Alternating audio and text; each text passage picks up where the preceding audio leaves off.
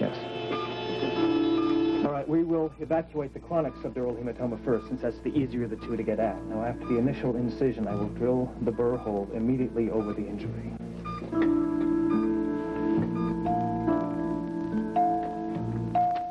Dr. Landon, report to maternity room 303. What time is it, Floyd?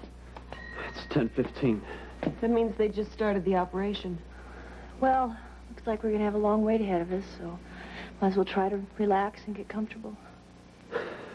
Listen, I think I'll run back down to the cafeteria. Does anybody want anything? No. All I want is for Tony to live through this, Floyd.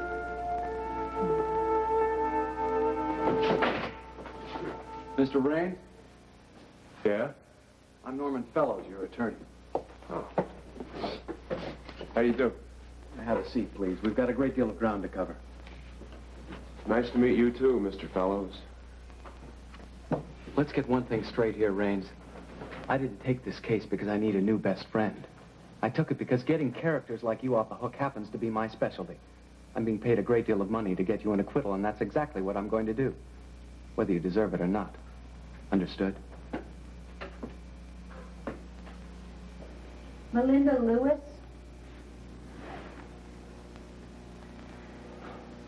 I gotta go, Rick. I can't do this, Mindy. I have to. Mindy. Rick, you don't understand. I can't have this baby. It's all wrong. All wrong. No. You can't do this, Mindy. I won't let you.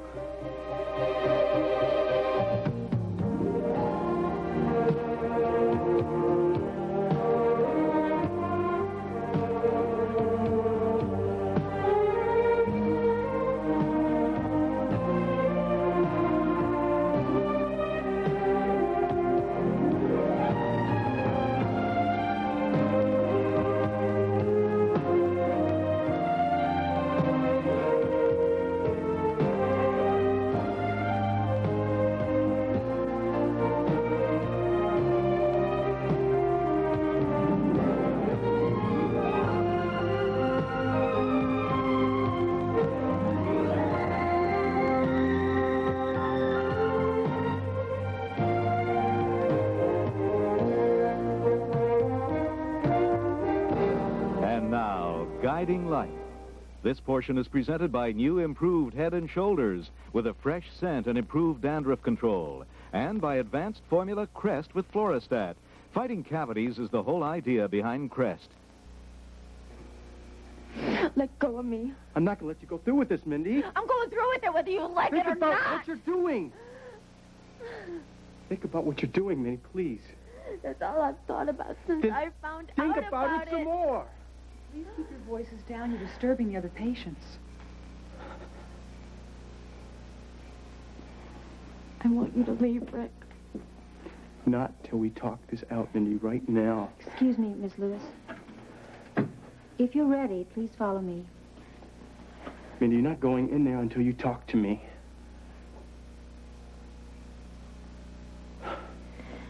I'm not quite ready yet. Could you give me a few minutes? Take your time. Just let me know when you're ready. Mrs. Feldman? This way, please. This is hard enough, Rick. Why are you making this harder? You don't know what you're doing, Mindy.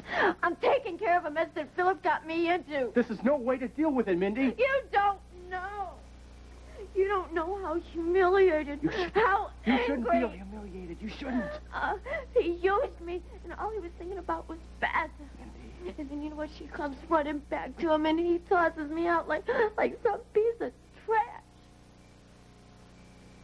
And I'm stuck with a consolation prize. It's not fair, Rick. It's just not fair. Sit down. Sit down.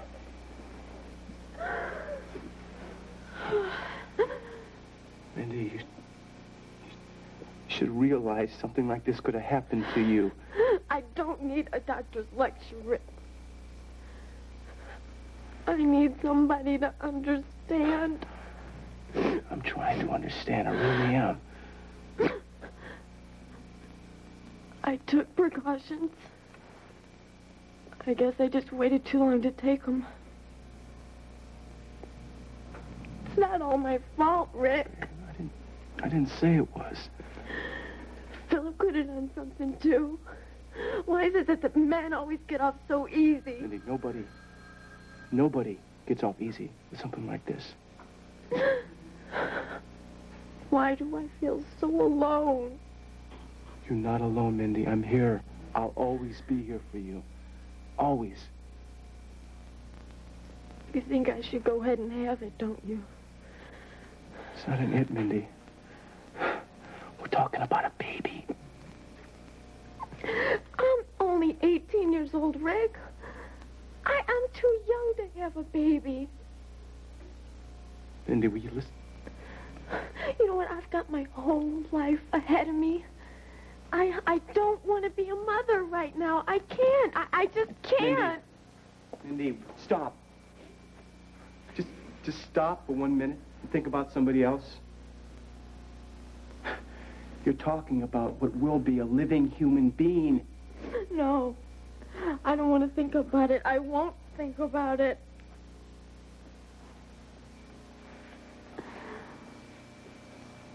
Mindy, you've got to see what you're doing.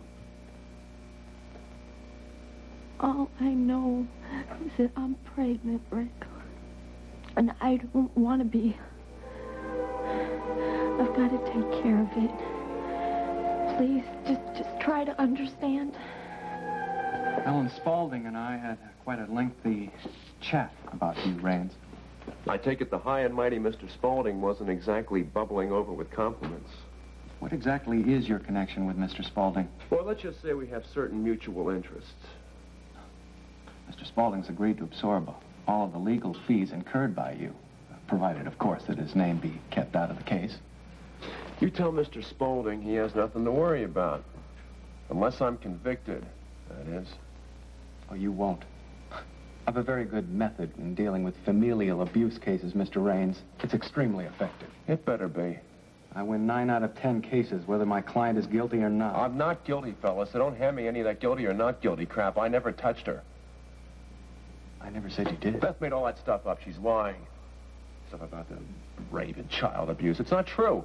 She just said that to get back at me because she resented the fact that I tried to keep some order in the house. I mean, sure, you know, I disciplined her on occasion. Fathers are supposed to do that.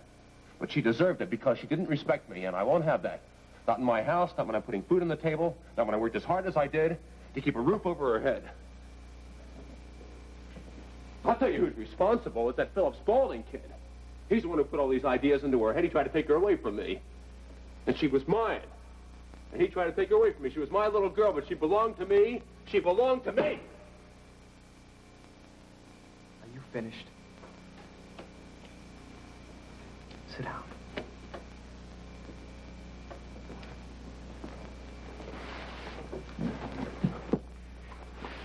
Now, I want you to listen to me, Raines, and I want you to listen good. I don't ever want to see an outburst like that again. Not in front of me, and certainly not in front of anyone else. Is that clear? I'm not guilty. You pull a stunt like that in front of your daughter or her lawyer, and it's over. From now on, you only speak when you are spoken to. You will not discuss our case in front of anyone unless I am present.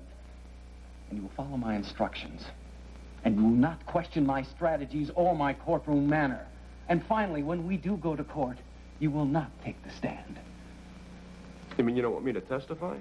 Exactly. Why not? Because, Mr. Raines, we want to win. Oh, look at this. We've got a liquid hematoma here. It's aspirating itself under pressure. That's right. It's doing our work for us. I need a container for a specimen. Let's hope that the consistency of the second hematoma is liquid as well. Dr. Ramsey, if it isn't, what do we do? If the acute hematoma turns out to be jelly-like or fibrinous, we'll have to turn a flap before we can take out the clot. That's right. It's very risky, so let's avoid it if we can. Okay, I need a number 10 French red rubber catheter. Thank you. Dr. Darnell, insert the catheter in the burr hole and irrigate the subdural space. Dr. Ramsey, after irrigation, you can dry up and close. Yes, doctor. And then we'll go after the acute subdural hematoma. Let me have a warm saline solution in a 50cc syringe.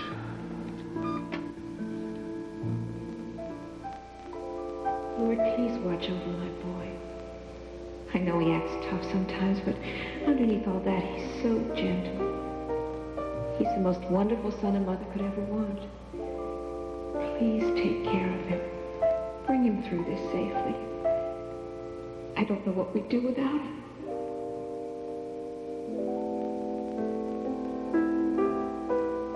It's so hard to believe that we were talking and laughing just an hour ago. And now I may never see you again. Oh, Tony, I should have married you. It's what you wanted, but I thought if we didn't get married, it would be like a sign that you'd come through the operation.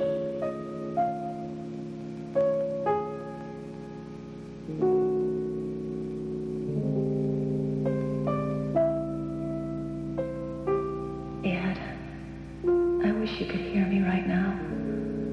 You'd know how much I believe in you. You'll bring Tony through this. You can do it. You can. I know you can.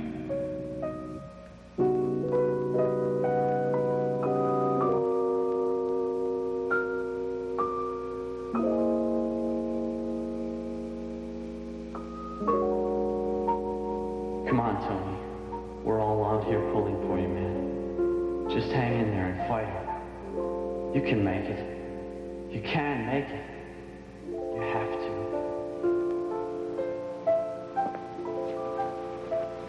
Hello, Jack. How is he? I don't know. They just started the operation. I'm glad you're here.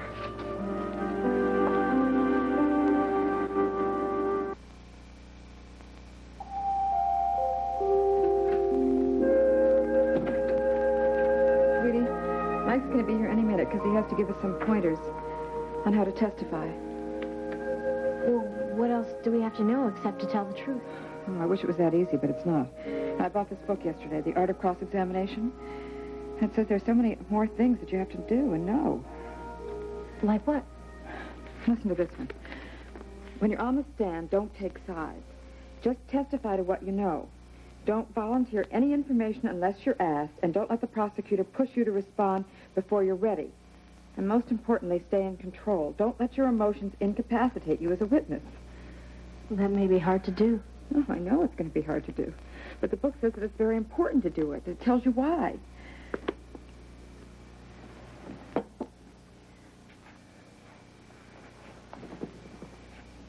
You're really worried, aren't you? Oh. I'm just so afraid. I'm so afraid that I'm going to make a mistake, that I'm going to get emotional and ruin everything for us. Mama, you don't have to worry. I have made so many mistakes. But don't say that. Yes, it's true.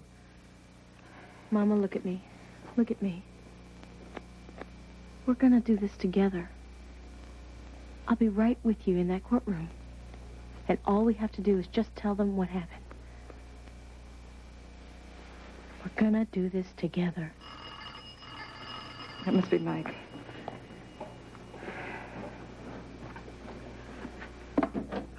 Oh, hello. Hi. How are you, Mike? Oh, hello, Beth. Hi, Mr. Brown. Not late, am I? No, not at all.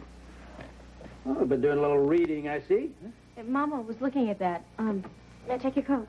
Oh, thank you. Have you read the book? Yeah. Good book. Mike, you know, I was reading about the do's and the don'ts of testifying. Now, do you think that was a good idea? It's a good idea to do that? If it makes you relax more, it's a good idea to do it. Remember, the law's on your side. Mike, I'm afraid. Afraid? For what? That I'll get emotional, that I'll ruin everything. It's not going to happen. I feel so weak. Weak? You love your daughter very much. And that's your strength. Do you really think so? I really know so.